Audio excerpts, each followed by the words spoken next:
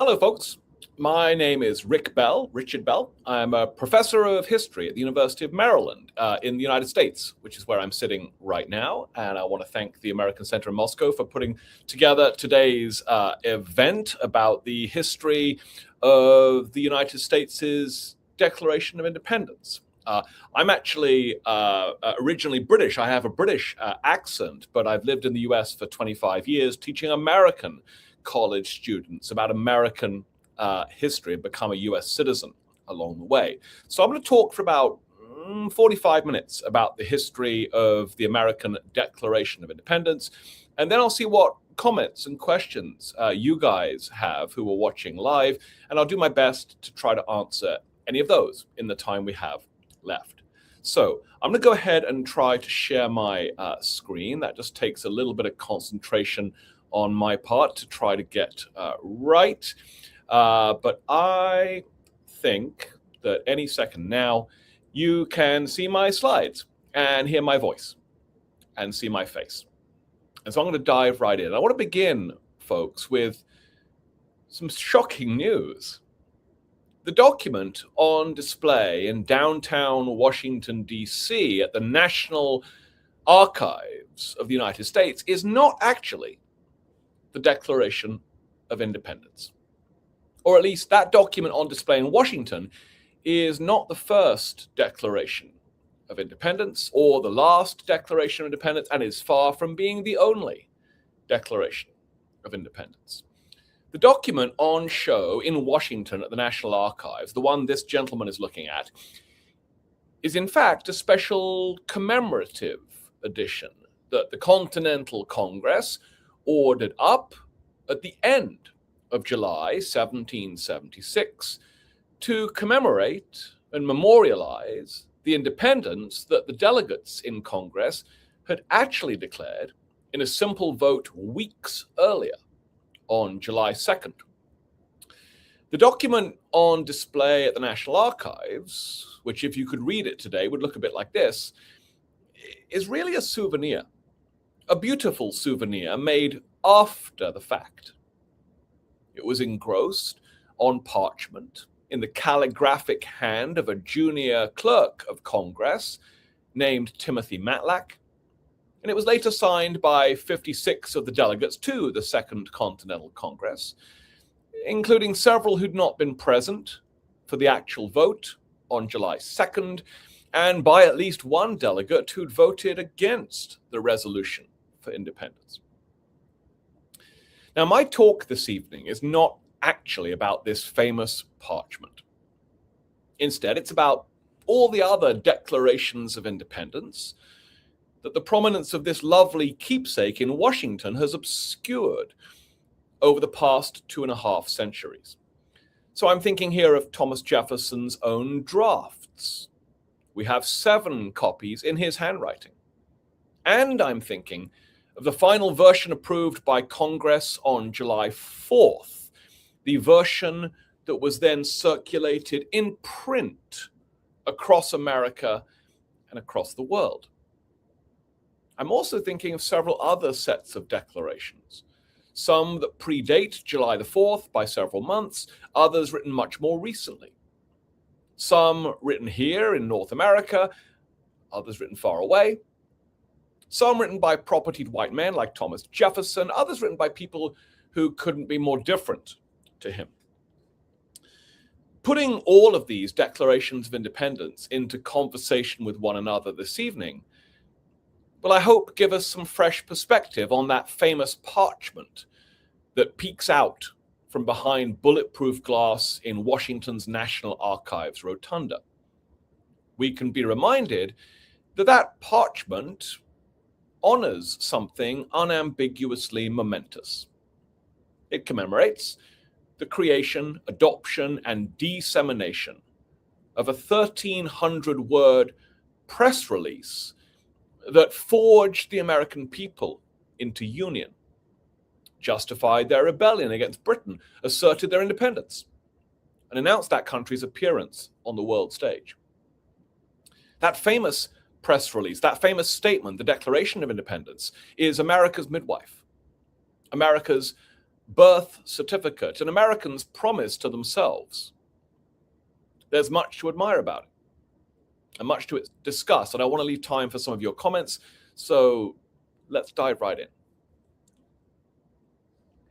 As the founding moment in American history, declaring independence from Great Britain can seem to us today like that country's first great date with destiny.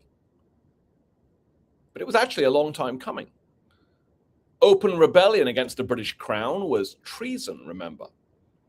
And when the Second Continental Congress assembled in Philadelphia in May of 1775, its delegates were there under instructions from their colonial legislatures to find a way to patch things up with Britain.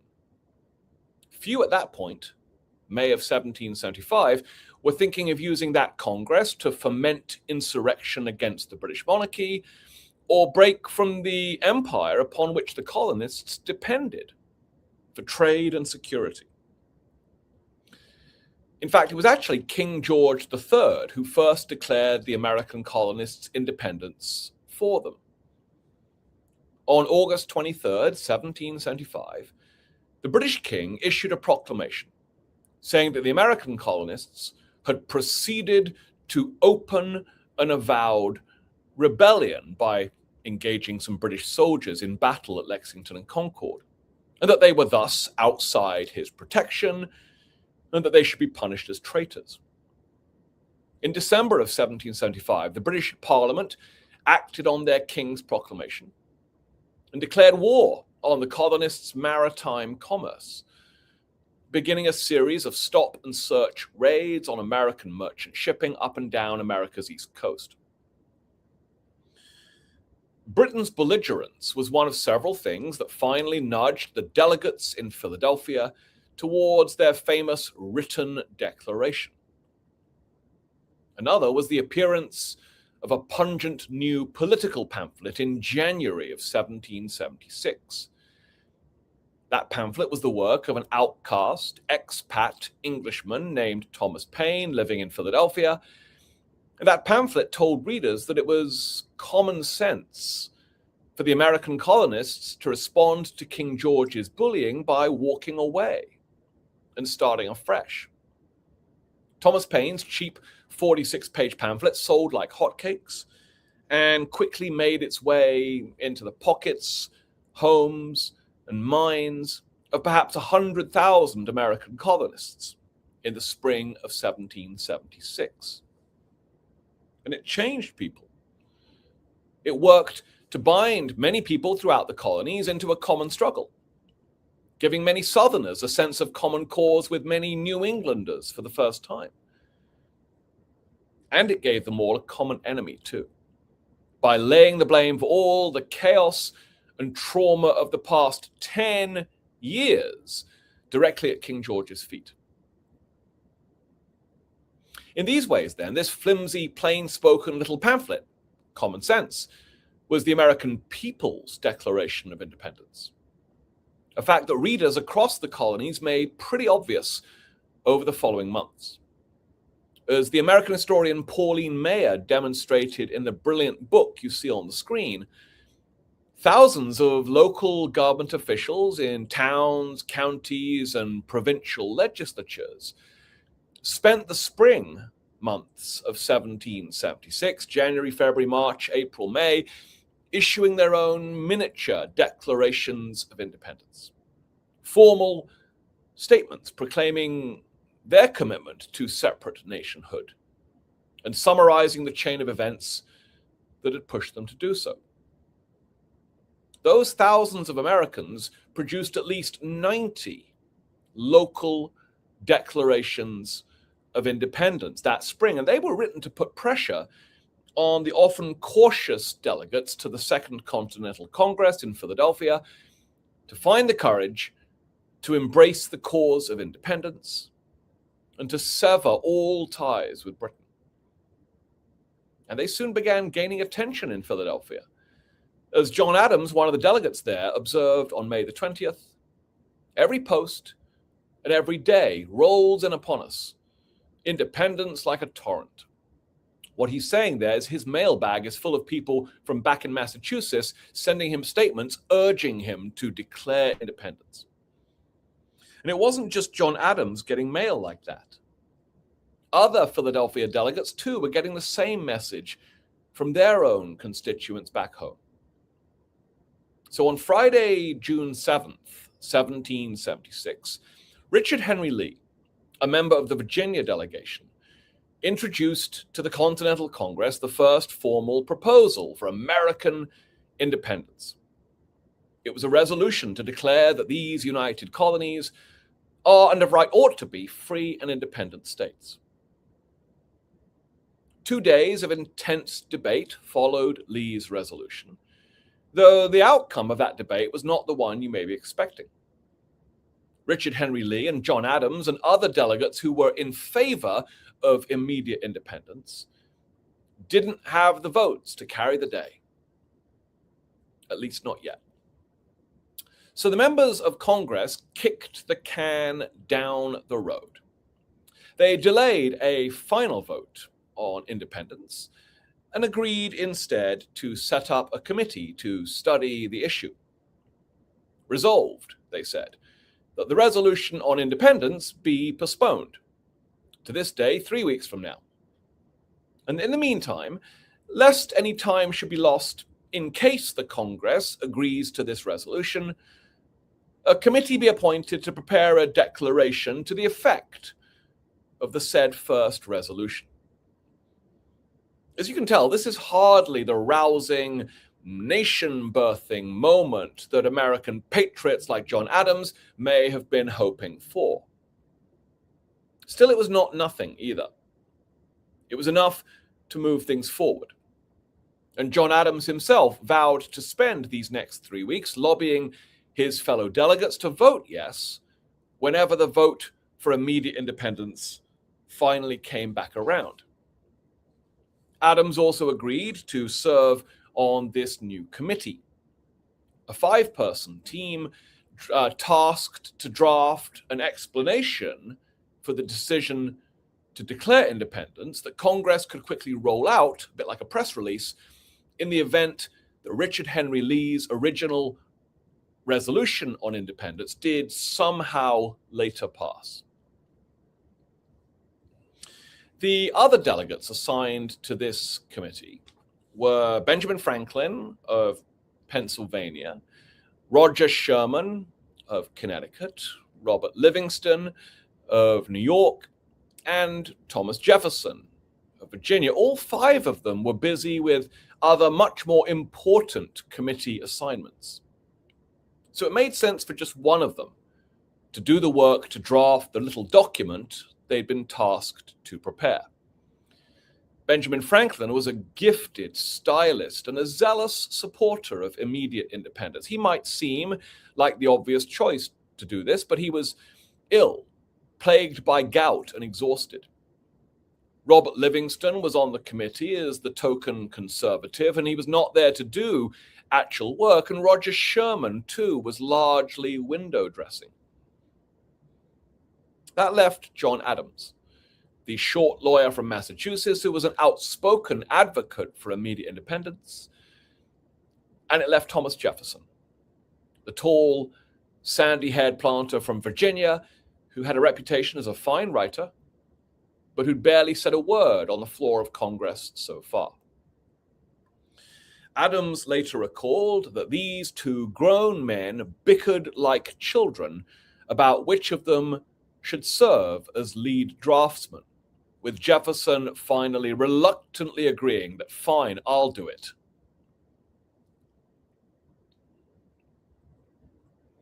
Now, if you've ever read the Declaration of Independence, you might be expecting me to talk next about the powerful opening lines of Jefferson's draft. Actually, however, I want us to think now about his declaration's long middle section, Jefferson's list of grievances against Great Britain. The list of grievances are not nearly as famous as the opening paragraphs, the preamble, but the list of grievances are hugely important. Because without grievances against Britain, there's no motive for independence.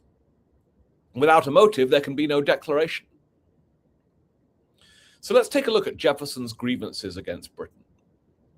There were more than 24 grievances in Jefferson's draft. The first batch of them all assailed King George's abuses of executive power over the 12 years since the 1765 Stamp Act. The next group of grievances described the king's conspiracies with Parliament to use legislative powers to inflict more damage over the same period.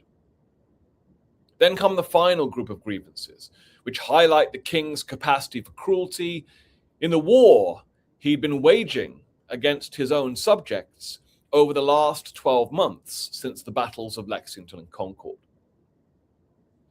The tone of this long list of charges grows more and more urgent, belligerent, and accusatory as it goes on, as if Jefferson were a prosecuting attorney making a closing statement in a murder trial. The verbs Jefferson uses in the first group of 12 grievances, verbs like dissolved, refused, and affected, are pretty even-tempered. But the verbs become much more evocative by the last group of grievances. One of them charges the king as having plundered our seas, ravaged our coasts, burnt our towns, and destroyed the lives of our people. Another raises the specter of arriving German, Hessian soldiers in America who've been dispatched, Jefferson says, to complete the works of death, desolation, and tyranny. And Jefferson leaves no doubt as to the identity of the tyrant in question. The tyrant is not the British people. It's not the British Parliament either. It's not monarchy. It's one specific monarch, King George III. Look at the way most of the brief, crisp sentences in the middle section of Jefferson's draft of the Declaration begin. He has refused. He has forbidden. He has combined. He has incited. King George is rendered here not as a puppet of Parliament or a gaffe-prone bumbler, but instead as an all-powerful despot, a villain who has enacted an intentional program of harm. This is King George as Nero, as Shakespeare's Richard III, as Attila the Hun. And this is a rhetorical decision that Jefferson has made to personify the patriot's enemy, to give readers someone to root against, someone to hate. Given that goal, it should not surprise us to find that Jefferson's list of grievances against Great Britain is full of hyperbole. Jefferson exaggerates.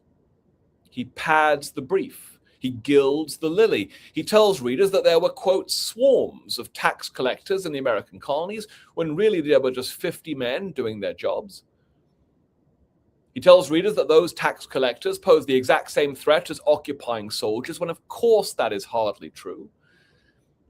He blames American slavery and the slave trade on King George, a man who'd come to the throne just 16 years earlier in 1760. Of course, American slavery goes back way longer, at least back to 1619. What I'm saying here is simple and I hope uncontroversial. Don't look to this list for objectivity. That's not the job of a list of grievances. The job of a list of grievances is to be aggrieved, to be polemical. Its job is to fire up readers, to give them a story that, in John Adams's words, shall make their ears tingle and their hairs stand on end. We know Thomas Jefferson showed his draft of the Declaration statement to Ben Franklin and John Adams. Both men read it carefully and liked it. According to Jefferson, writing years later, their alterations were just 2 or 3 only, merely verbal. A word change here, a word change there. He made their requested changes happily, and the Committee of 5 then submitted Jefferson's work to Congress on June 28th. If you've ever seen this famous American painting before, it's not July, it's June 28th, when the 5 drafting delegates, you see them standing in the center, led by Jefferson in the red waistcoat, when they present Jefferson's draft to members of Congress. And all those delegates in the back had 3 days to read it over. Because on July 1st, 1776, debate in Congress finally resumed on Richard Henry Lee's original resolution to declare independence. It had been several weeks since Lee's motion had been tabled, and in the meantime, there had been lots of lobbying and arm twisting. By July 1st, most men's minds were made up, and news that a British fleet had just been sighted off the coast of New York only added to the momentum to vote for independence. John Dickinson, a brilliant lawyer from Pennsylvania, did stand up and speak in opposition to immediate independence. He thought it was too rash and too soon, but Dickinson was answered point by the no less brilliant John Adams. On the morning of July 2nd, everyone voted. Several individual delegates voted no, but those individual no votes were massively outnumbered by the yes votes. And the majority of delegates from every voting colony asserted their support for immediate independence. Congress adopted Lee's resolution. And by the end of that momentous day in American history, July 2nd, 1776, a Philadelphia newspaper printer had the news, and he squeezed it into the last free spot in his late edition. The announcement took up just 2 lines. Do you see it? This day, the Continental Congress declared the United Colonies free and independent states. July the 2nd, 1776. That's the day the vote happened, July 2nd. Congress had not yet touched the Committee of Five's draft of the public declaration, the press release to explain their vote. So members of Congress took up the task of editing Jefferson's draft the following morning, July 3rd. To edit Jefferson's draft of the press release, the delegates ordered up a batch of printed copies of it, all of which they seem to have destroyed afterwards because none of those markup copies survive today. Then they started scribbling on those printed markup copies. They amped up some of the language describing the British king's crimes, but they struck out Jefferson's lengthy rant about King George and the slave trade. They worked for 2 days on all of this, July 3rd and July 4th, and debated hundreds of changes. They made no less than 86 alterations and ultimately scrapped almost 1/4 of the Committee of Five's text. The more changes they made, the more miserable Jefferson got. But his editors in Congress were actually doing good work, I think. The raft of changes those 50 delegates made reined in, tightened up, and focused some of the excesses of Jefferson's draft. See what you think from this example. On the left, you can see what Jefferson had written. I'll read it to you. It says, "The history of the present King of Great Britain is a history of unremitting injuries and usurpations, among which appears no solitary fact to contradict the uniform tenor of the rest, but all have in direct object the establishment of an absolute tyranny over these states." You get the point. But it's wordy, right? Congress edits that down a bit until it reads, "The history of the present King of Great Britain is a history of repeated injuries and usurpations, all having in direct object the establishment of an absolute tyranny over these states." It's the same thought, same words, but Congress has tightened it until it starts to sing. As one historian has explained, this was no hack editing job on July 3rd and July 4th. The delegates who labored over the declaration had a splendid ear for language. And the result of their edits was, I think, a leaner, more persuasive, more powerful piece of writing. Now, here in the United States, where I'm sitting right now, we tend to assume that the motive for all this hard work on the public statement, the press release, was so that it could be promptly circulated to the American people, to up the stakes in the escalating military conflict, to give patriot soldiers something to fight for. Or perhaps it was aimed at King George as a retaliation for all of his previous contempt. Those explanations are not wrong, but they're not the full story. You see, in truth, the delegates editing this press release also had their eyes set on France. Their new declaration of independence, their new explanation of their vote, was their Hail Mary, their best hope of attracting foreign attention and securing foreign assistance to win the war. Let's be clear, the Patriots desperately needed that help. They desperately needed to resume trading with Europe. They urgently needed to borrow lots of money. They needed hard currency, boatloads of it, and they needed French soldiers, sailors, and ships to join them in the fight to push the British back into the sea.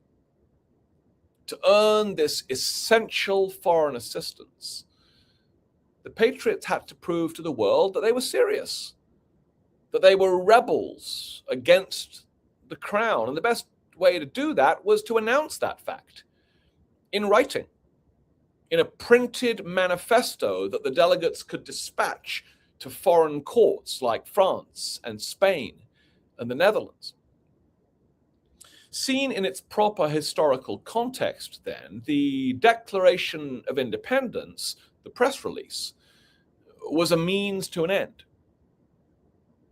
Everyone at the time understood this, even if we today sometimes forget. On its own, Congress's vote on July 2nd could not make the American colonies magically free and independent. But maybe if an explanation of that vote could spread around the world and bring foreign attention and foreign assistance, maybe with France's help it could.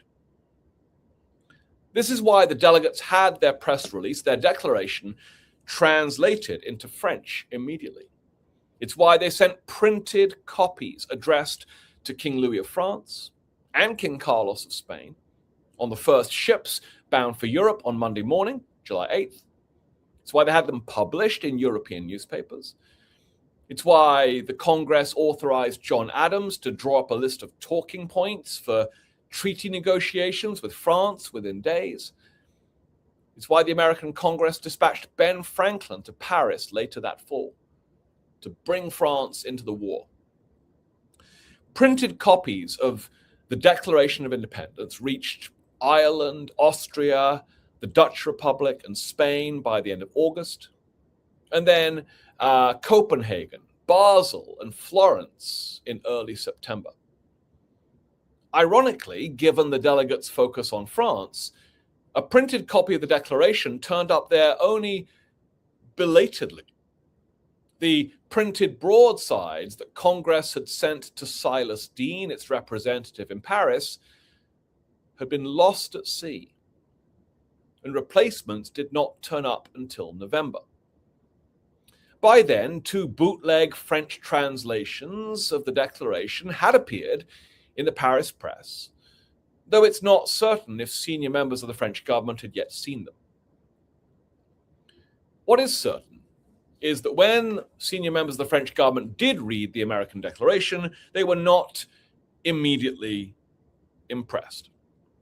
Silas Deane, the American envoy in Paris, was under instructions to obtain as early as possible a public acknowledgement of the independency of these states from the French government. But no such public acknowledgement was forthcoming. Weeks passed, then months. The French government said nothing.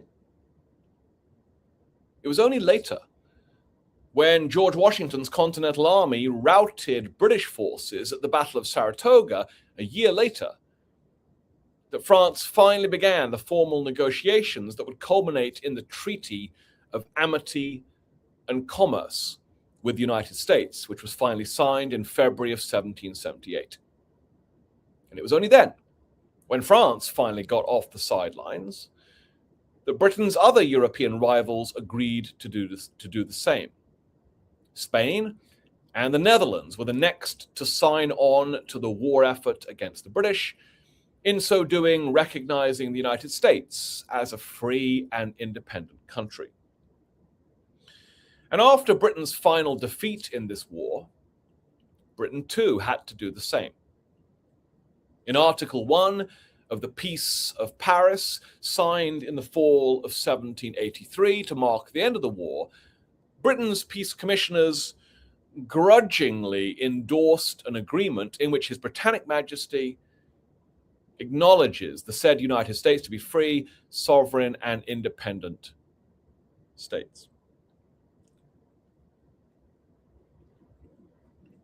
With about 10 minutes to go before I turn to your questions, I want to pivot now and turn next to another set of declarations of independence that have been hiding in plain sight this whole time.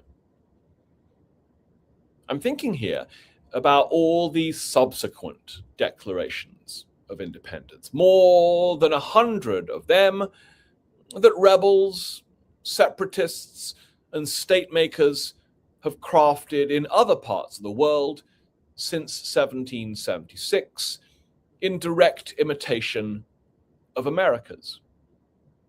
And that practice of declaration writing in other parts of the world began quite quickly after 1776.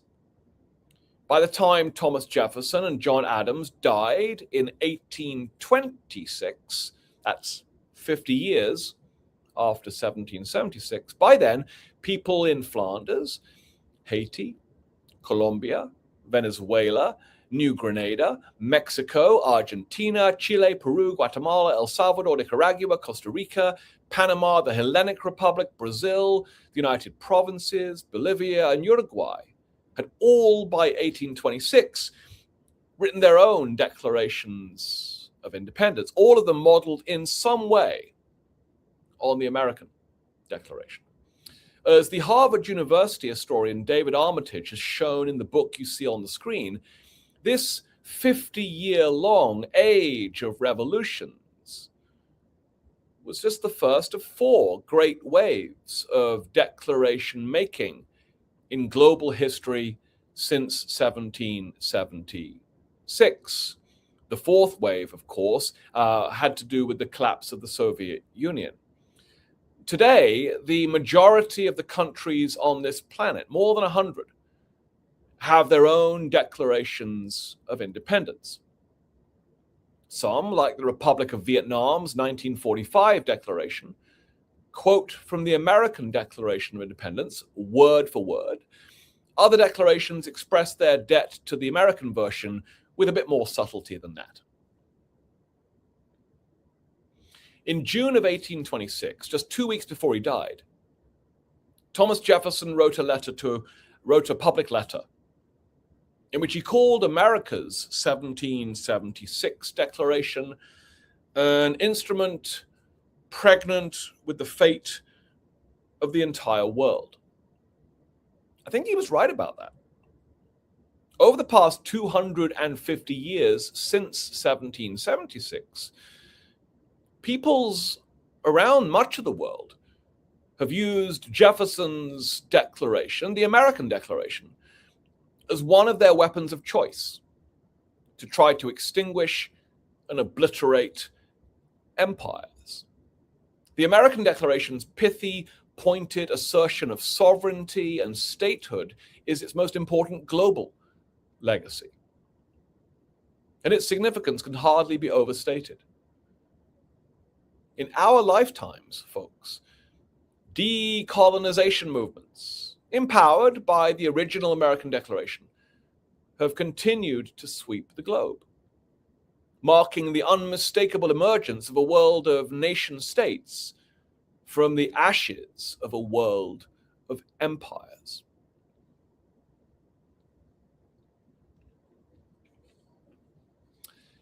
Here in the United States, where I'm sitting this evening, the American Declaration has spawned hundreds of American imitations.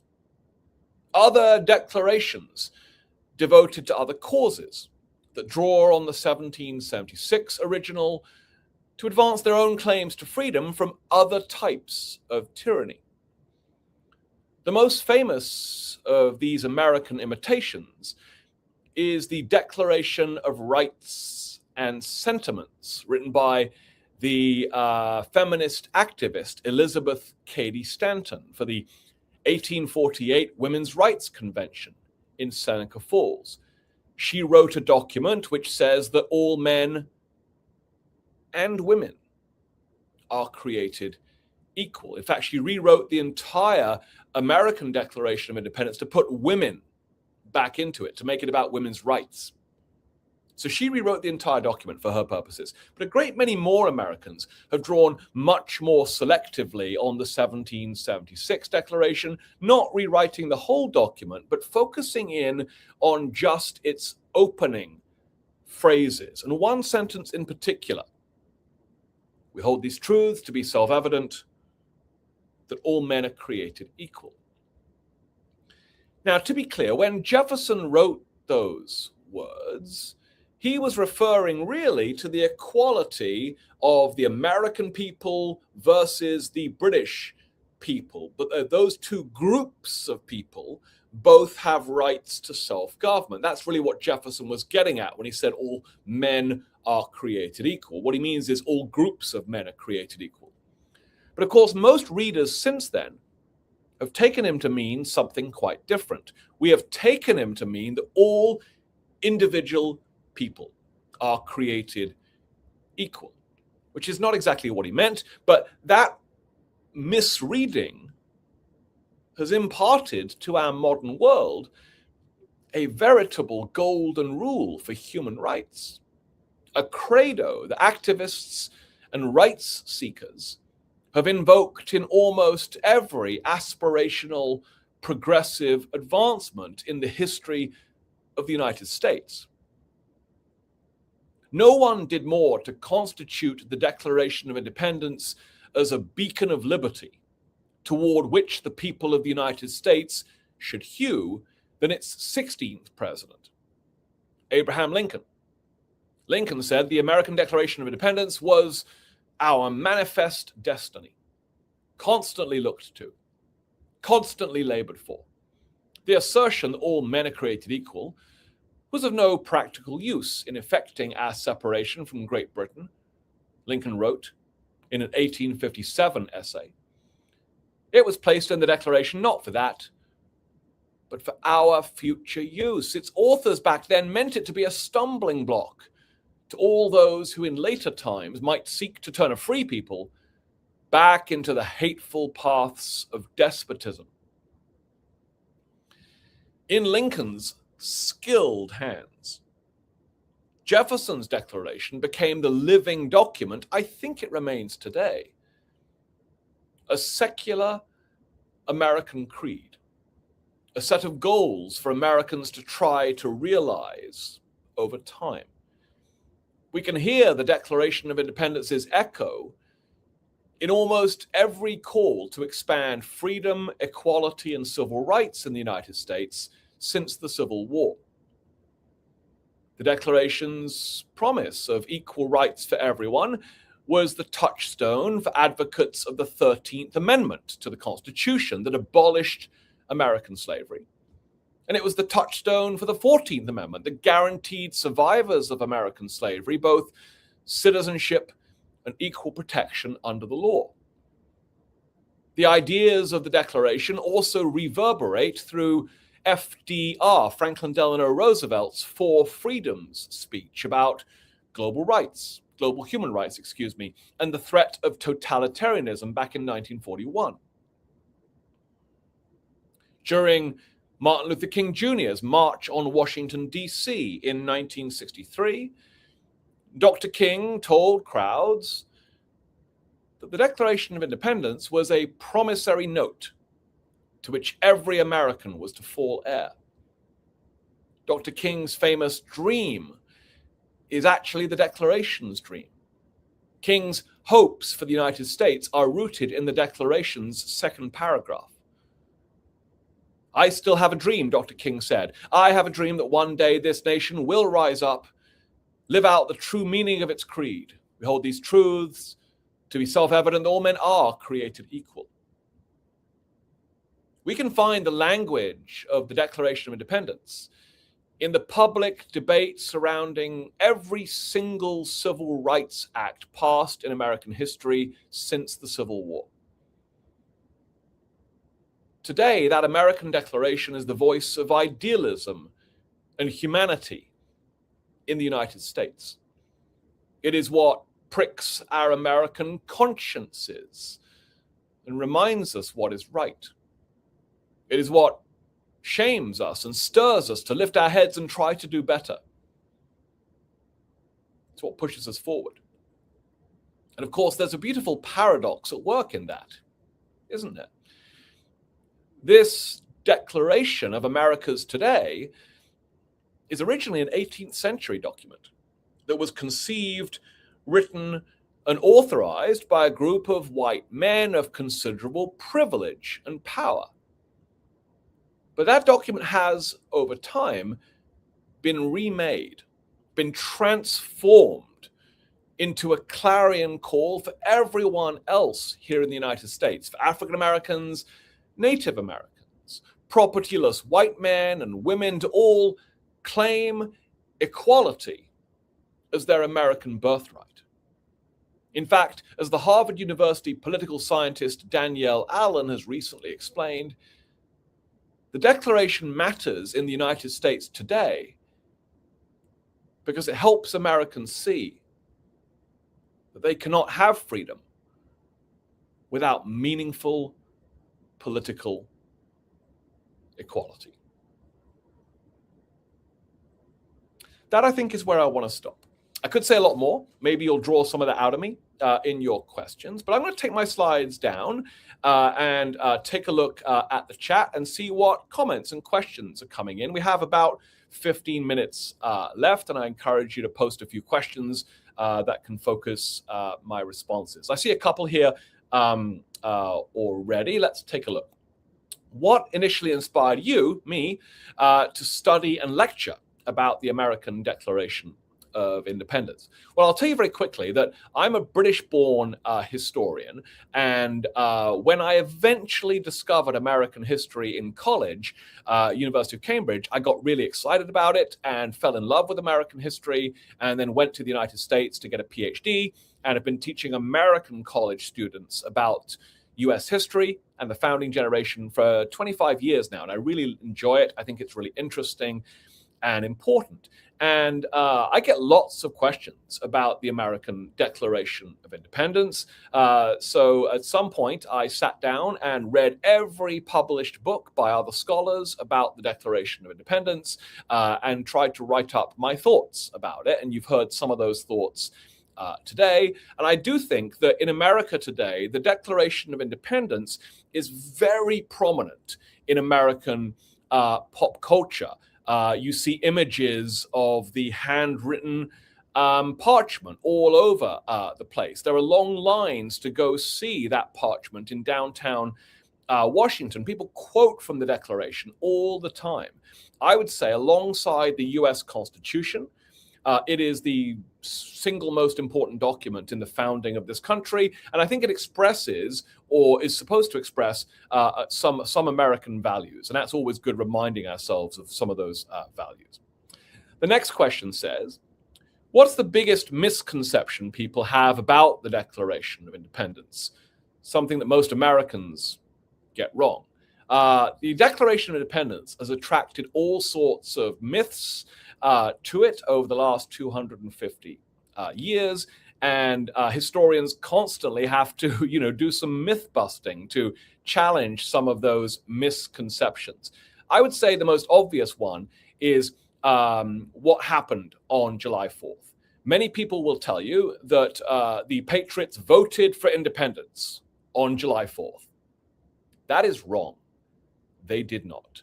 They voted for independence on July 2nd, and then they spent 2 days editing the draft of the press release that Jefferson had prepared to explain to the world why they'd voted for independence, and they finished that editing on July 4th, sent it to the printer, and that press release emerges from the print shop with that date on it, July 4th, the date of the press release. And so we have confused the vote on July 2nd and the issuing of the press release 2 days later with one another. So we've mixed up the dates. There are many other misconceptions, but that's perhaps the most obvious one. The next most obvious one might be that perhaps some people think that Jefferson thought that all people were entitled to individual civil liberties.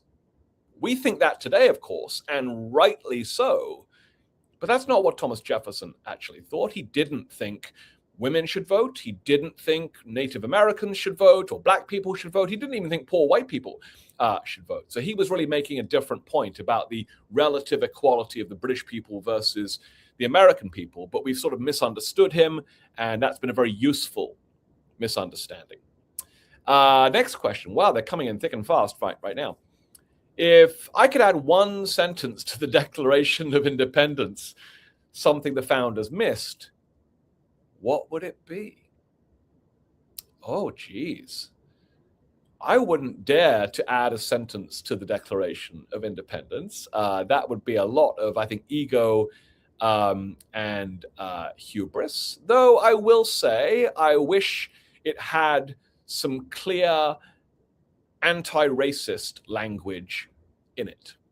It doesn't. It has a few buzzwords like liberty and equality, but it doesn't have any strong critique of race slavery in it. The editors actually struck out some of that from Jefferson's original draft.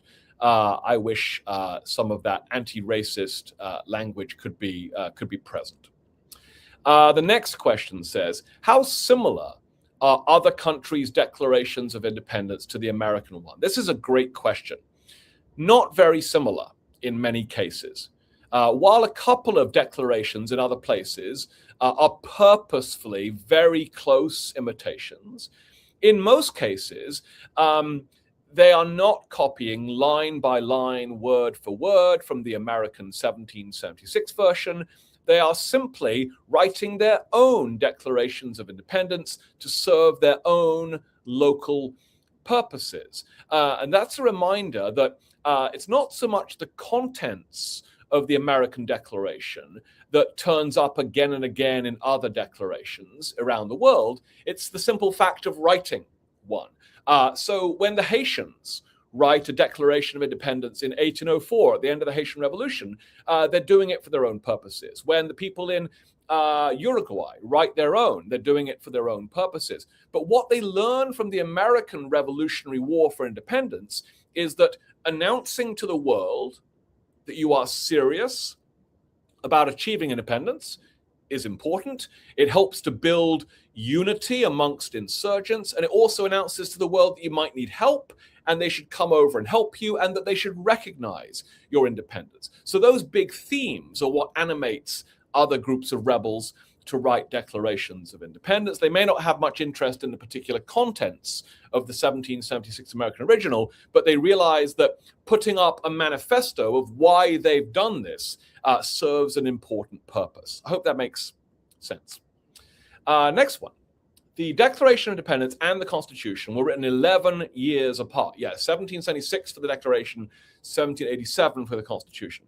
What's the relationship between them? Does one complete the other, or do they sometimes pull in different directions? Great question. The Constitution is a blueprint to build a new system of government. And it emerges from the Constitutional Convention, which is a special meeting which happens to take place in Philadelphia and happens to take place in the same room as the Declaration was drafted and edited 11 years earlier. But not all the people are the same, and the political bodies are different. The Continental Congress versus the Constitutional Convention, two different bodies with two different groups of people in it. So the Declaration of Independence is a wartime measure designed to attract the attention of foreign powers who can help the patriots win the war. It is not an architecture for government. It says nothing about how the United States should govern itself. And after 11 years of flailing around governing themselves, the purpose of the Constitution is to provide a clear and powerful and centralized architecture for a federal government that can bind 13 states into one meaningful political union. So the Constitution is the architecture that's remained with us for the next 240 odd years. And if you'd allow me to editorialize here, and I want to point out I'm speaking only for myself when I say this, I would say that the Constitution is pretty politically conservative. It centralizes a lot of power in the hands of Congress, the Supreme Court, and the president. Whereas the Declaration of Independence, I think, isn't quite as politically conservative. In fact, all that talk about liberty and equality provides rights seekers with levers they can pull later on. So they're actually quite different in character. Next question. The war with Britain didn't end until 1783, 7 years after the Declaration. Why does America celebrate the moment it said we're free rather than the moment when Britain agreed? I love that question. It's a great question. You are right to say that America does not become magically independent in July of 1776. You can have a vote on anything. Try voting amongst your friends to agree that you're all billionaires. See if it works. See if it makes you a billionaire. It doesn't. It doesn't. It's just a vote. But it does signal an ambition, a vision, a goal, an aspiration.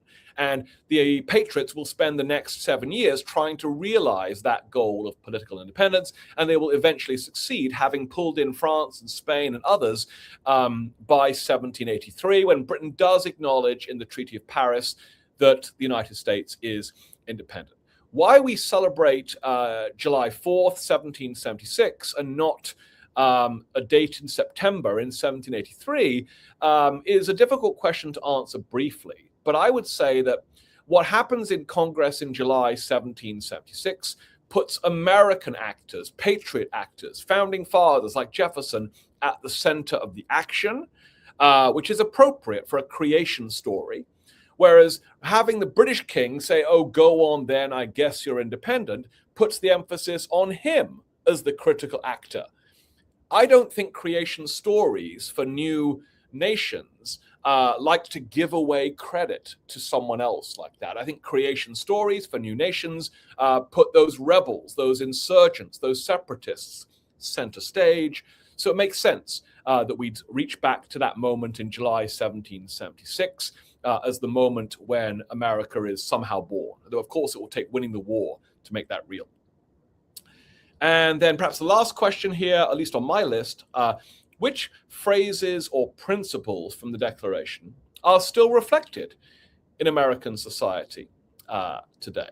So, I see more questions coming in. That's a hard question to answer, right? Because how I interpret the Declaration today may be different from how the other 330 million people here interpret the Declaration. Everyone interprets it differently. There are plenty of people here who think that we have currently achieved the goals of the Declaration, that we've achieved self-government and sovereignty, and we've created a society committed to life and liberty and the pursuit of happiness. There are those who think we've achieved an equal society which recognizes that all men are created equal. And there are others, I think, who are more skeptical about whether the United States has fulfilled that promise. And I think most Americans who I meet would say the United States remains a work in progress, trying to achieve those goals, to make this place fairer, more equal, more inclusive. And some days we go forward, some days we go backward. But America remains a work in progress, an effort to a struggle to build a more perfect union. Okay, one more question here. What symbol do you associate most with American independence? Hard for me to answer. America has lots of symbols, of course. They chose an animal eventually to represent them. They chose the bald eagle, as some of you know. Ben Franklin suggested a different animal, the turkey, but he was voted down.